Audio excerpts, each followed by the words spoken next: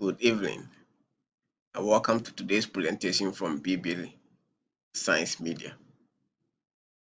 As you already saw, we are going to have a look at miscarriage, and this will be our presentation outline.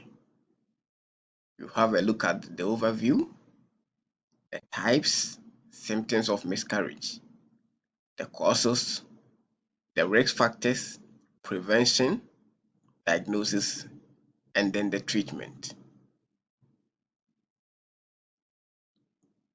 So, what is miscarriage? We've all heard about miscarriage. We hear it each and every day. Almost every day we hear the word miscarriage. So one might ask, what is miscarriage? So we say miscarriage is the spontaneous loss of a pregnancy before the 20th week.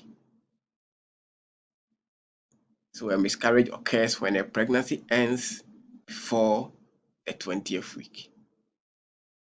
And miscarriage occurs in 10 to 20% of all known pregnancies.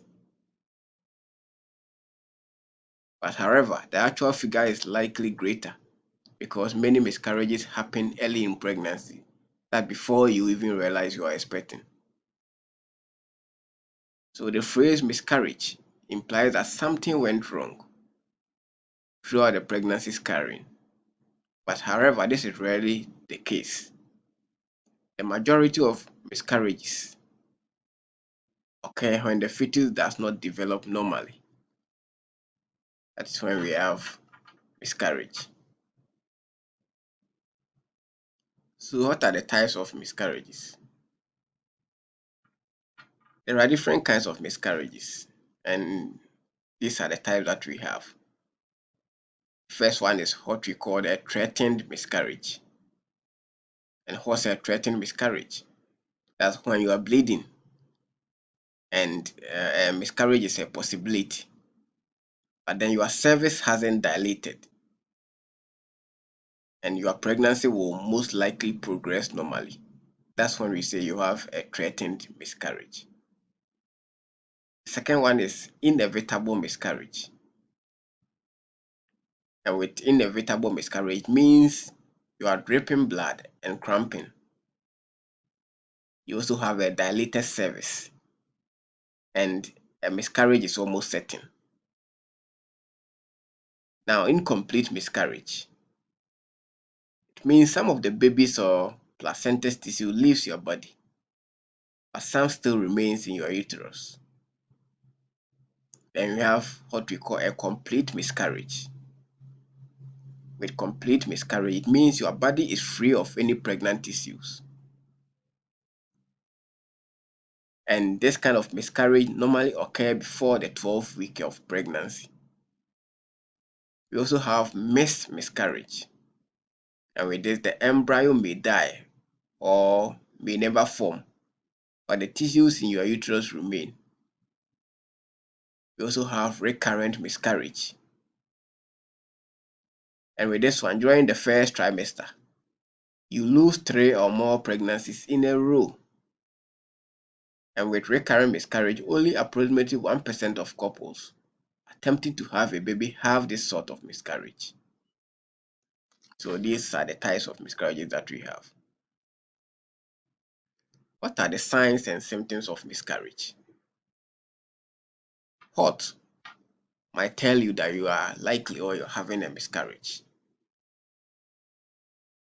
The majority of miscarriages has happened before the 12-week mark. And among the signs and symptoms of miscarriages, we have vaginal spotting or bleeding, pain or cramping in your abdomen or lower back, fluid or tissue passing from your vagina, fever with any of these symptoms. You also have weight loss. We have weakness. You also have contractions. Then you have fewer signs of pregnancy. So these are all signs and symptoms of a miscarriage. So what are the causes of miscarriage? What causes miscarriages? One, we say problems with the genes or chromosomes. And here what we can say is the majority of miscarriages occur when the fetus does not develop normally, as we said earlier on. So extra or missing chromosomes are linked to almost half of all miscarriages. Chromosome abnormalities are most typically caused by errors that happen by chance when the embryo divides and grows, rather than problems inherited from the parents. So, when there are problems with chromosomes, this might lead to a blighted ovum, intrauterine fetal demise, or what we call a molar pregnancy and partial molar pregnancy. So, blighted ovum, what is a blighted ovum? That is when no embryo develops. The ovum becomes blighted. So, when an early embryo never develops or stops developing, it is resorbed and leaves an empty gestational sac, which is known as a blighted ovum. It is unclear why this happens. However, it could be due to chromosomal abnormalities in the fertilized egg. And blighted ovums frequently appear early in pregnancy, sometimes even before you realize you are expecting. A positive pregnancy test or a missing menstrual period may, however, alert you to your early pregnancy. The early embryo secretes a pregnancy hormone called HCG, that's the human chorionic gonadotropin hormone, until it stops developing and fails to implant, making a pregnancy test positive. So, breast soreness, nausea, and vomiting are common early pregnancy symptoms. But pregnancy symptoms fade after the embryo stops growing and hormone levels drop. Minor stomach cramps, spotting, or bleeding are possible at this point. An empty gestational sac will be visible on an ultrasound. So, miscarriage is the outcome of a blighted ovum. Some women prefer to wait for the miscarriage to occur spontaneously, while others take medicine to induce it. The placental tissues are sometimes removed through a technique termed DNC.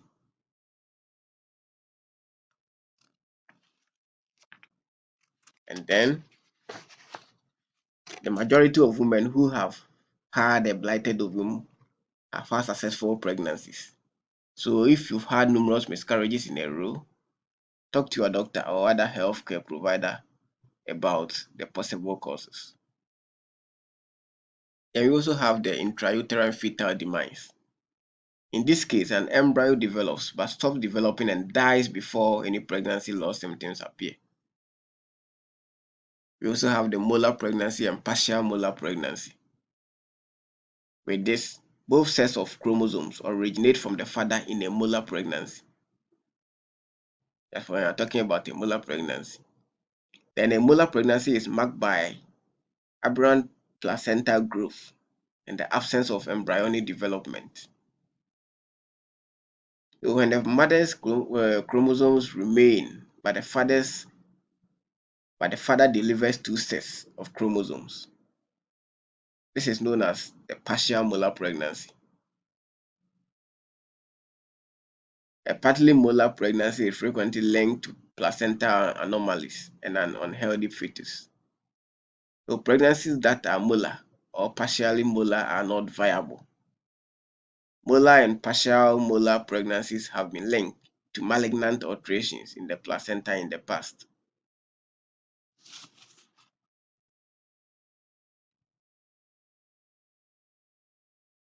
Then we also have another cause, that is maternal health conditions. That is when the mother has some health conditions. So a mother's health condition may also cause miscarriage in some situations. And as you can see, these are some of the examples of the health conditions. We have uncontrolled diabetes, infections, hormonal problems, uterus or cervix problems, then thyroid disease.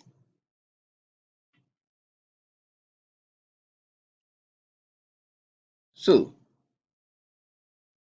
there are some things that cannot cause miscarriage. People normally think these things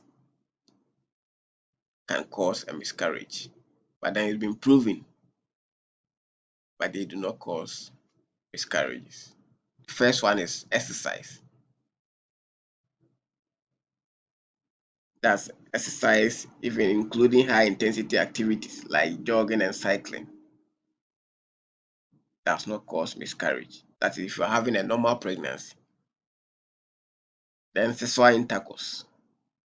If you have intimacy with your partner and you are having a normal pregnancy, it does not cause miscarriage. Working, that provided you are not exposed to harmful chemicals or radiation. So you talk with your doctor if you are concerned about work-related risk.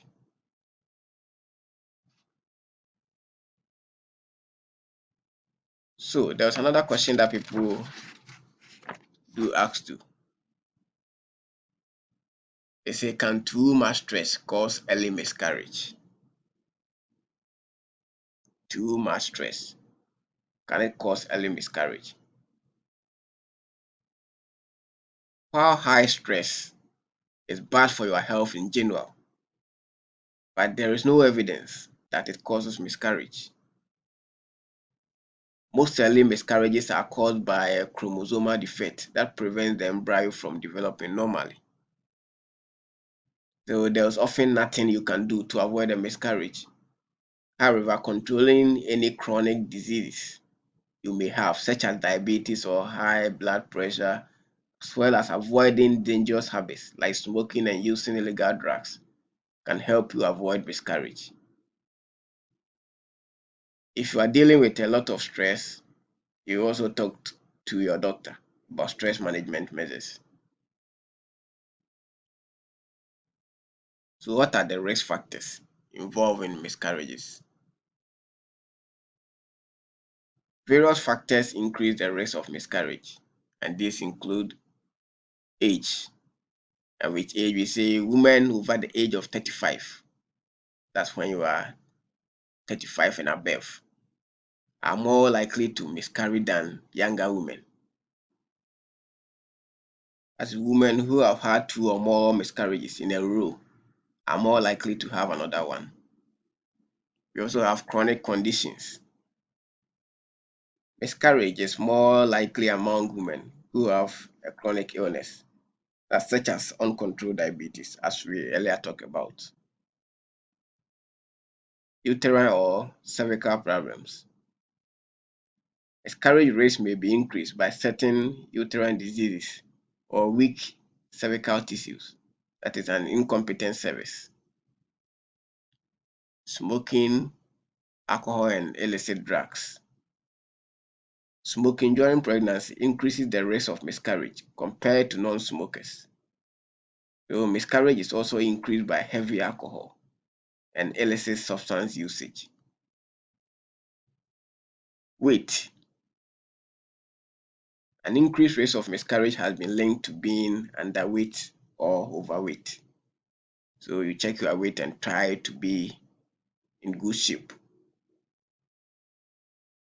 Invasive prenatal test. Miscarriage is a possibility with some invasive prenatal genetic tests, such as chorionic villus sampling and amniocentesis.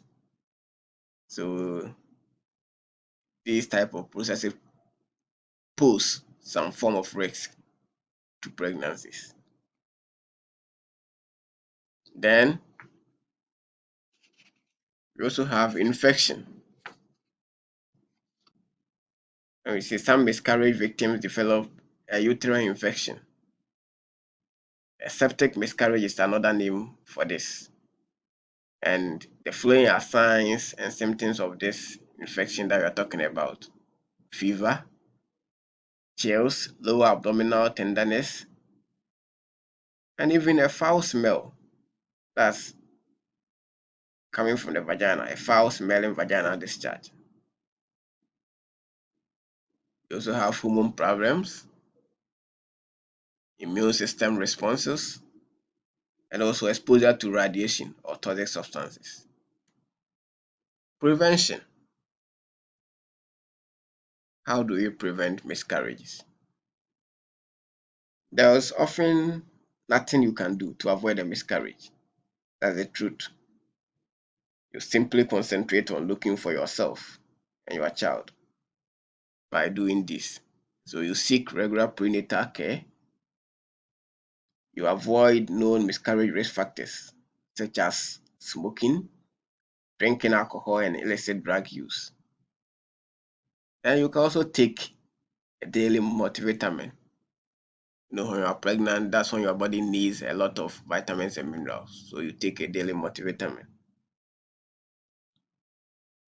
You should also limit your caffeine intake because a recent study found that drinking more than two caffeinated beverages a day appeared to be associated with a higher risk of miscarriage.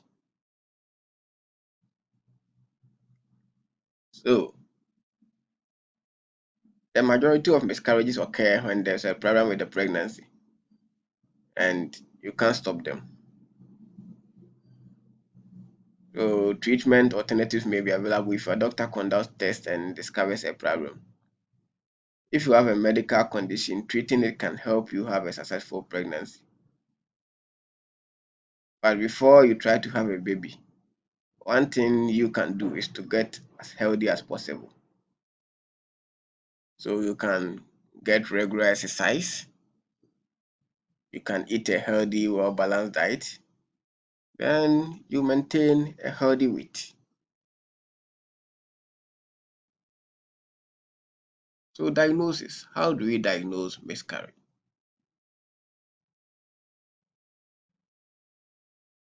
We have what we call a pelvic exam.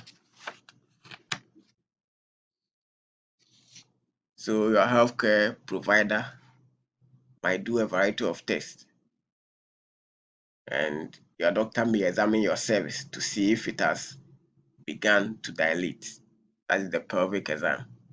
Then you also have the ultrasound, and during an ultrasound, your doctor will look for a fetal heartbeat and evaluate whether the embryo is developing normally. You may require another ultrasound in roughly a week if a diagnosis cannot be determined.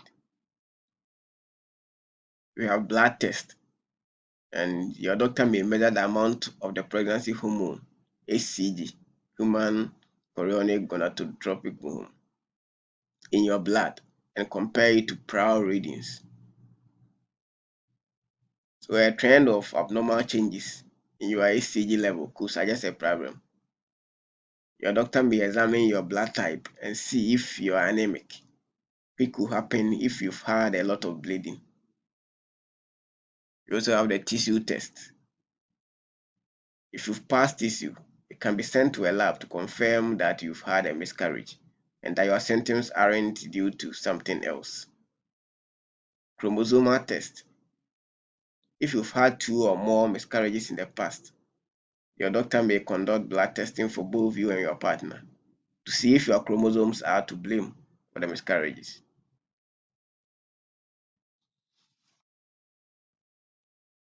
So, treatment. At least 85% of women who experience miscarriages go on to have healthy pregnancies and deliveries. And a miscarriage does not always indicate a problem with your fertility. On the other side, roughly 1% to 2% of women may experience several miscarriages. That's three or more. Some researchers think it's because of an autoimmune reaction. So you won't need any more therapy if your miscarriage is complete and your uterus is empty. Sometimes the tissue may not come out completely. Your doctor may perform a dilation and carotid DNC operation if this occurs. What they'll do is they'll dilate your cervix and remove any leftover tissue with gentle pressure.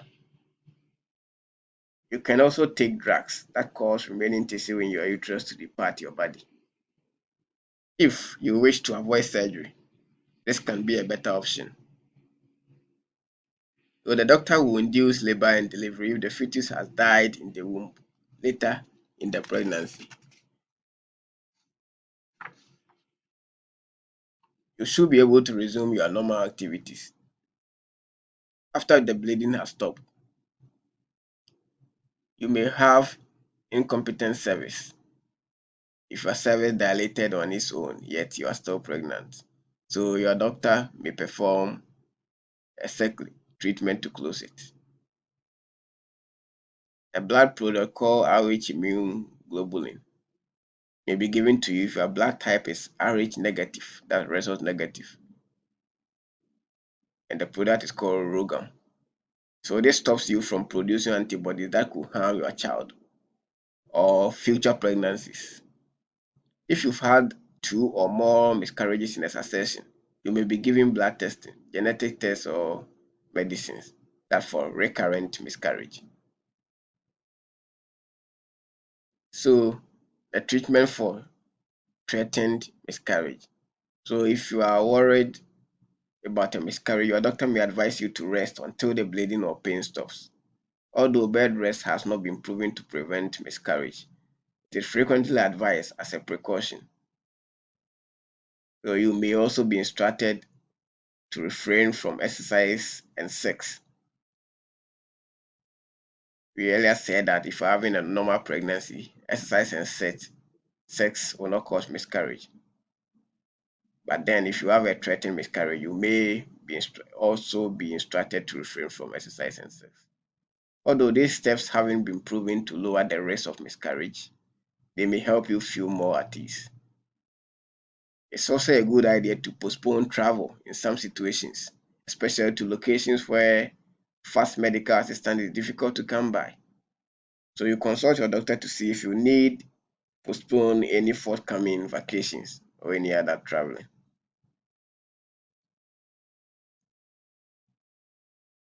So ultrasound has made determining if an embryo has perished or never formed much easier. Either finding indicates the likelihood of a miscarriage, and you may have numerous options in this situation.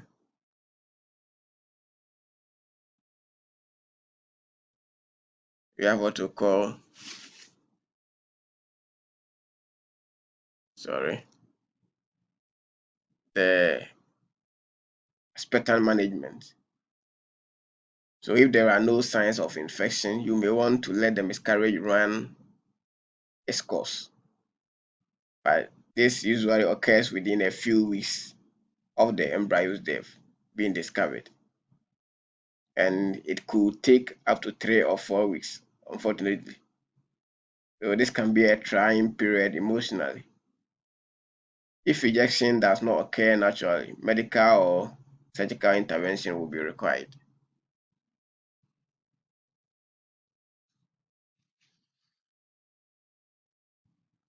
So, future pregnancies. It's possible to become pregnant during the menstrual cycle, that's immediately after a miscarriage. So, if you and your partner do decide to try again, you make sure you are both physically and emotionally prepared. So, you inquire with your doctor about the best time to start trying to conceive. Miscarriage is usually only experienced once. After a miscarriage, the majority of women go on to have a healthy pregnancy. Only 5% of women experience 2 or more miscarriages in a row, and 1% have 3 or more consecutive miscarriages.